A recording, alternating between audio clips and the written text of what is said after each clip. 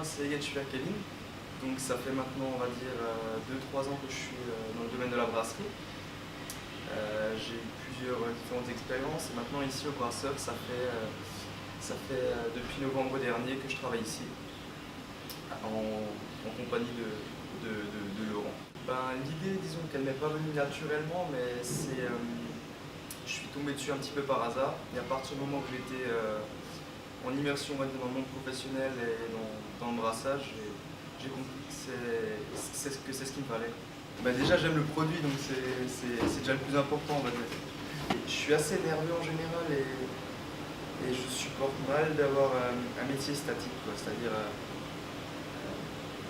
déjà soit il me fallait quelque chose où je sois dehors, soit il me fallait quelque chose où je fasse quelque chose de mes mains, mais du laboratoire ou du bureau, ça aurait été impossible pour moi. C'est un métier, je pense, si on veut avancer, il vaut mieux être passionné. Et c'est assez surprenant, je me disais aussi, mais maintenant mon collègue, ça fait 20 ans qu'il travaille ici, donc ça veut dire que ça fait 20 ans qu'il était tout seul. Et forcément, il y a une génération d'écart, mais malgré tout, ça se passe bien, dans le sens où moi et lui, on a fait exactement la même formation, si on veut, mais à 20 ans d'écart. On part, on va dire, sur les mêmes bases et sur le même raisonnement, en fait. On était dans la même école. C'est comme toujours, je veux dire.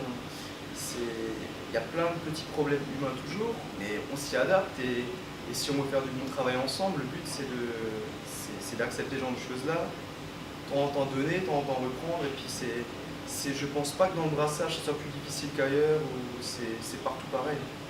Ici le métier il est globalement relativement physique, et comme je dis, on travaille avec du vivant, donc on est toujours sur une forme d'instabilité.